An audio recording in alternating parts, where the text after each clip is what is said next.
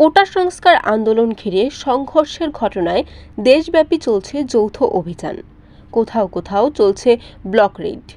মহানগর থেকে শুরু করে জেলা ও উপজেলা পর্যায়ে এসব অভিযান পরিচালনা করা হচ্ছে। এতে শিক্ষার্থী থেকে শুরু করে বিএনপি, ছাত্রদল, যুবদল, জামায়াত, ছাত্র শিবির সহ বিভিন্ন সংগঠনের নেতাকর্মীরা গ্রেফতার হচ্ছেন, আর মামলা হচ্ছে একের পর এক।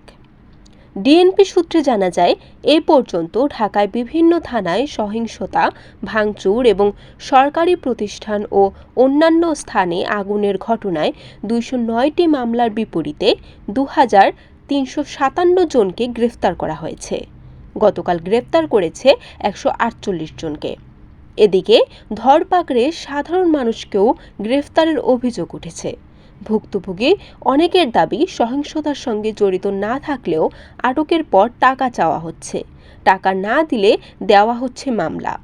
রাষ্ট্রপক্ষের আইনজীবী আবদুল্লাহ আবু বলেছেন, ভিডিও ফুটেজে দেখে সুনির্দিষ্ট অভিযোগের ভিত্তিতেই মামলা ও গ্রেফতার করা হচ্ছে।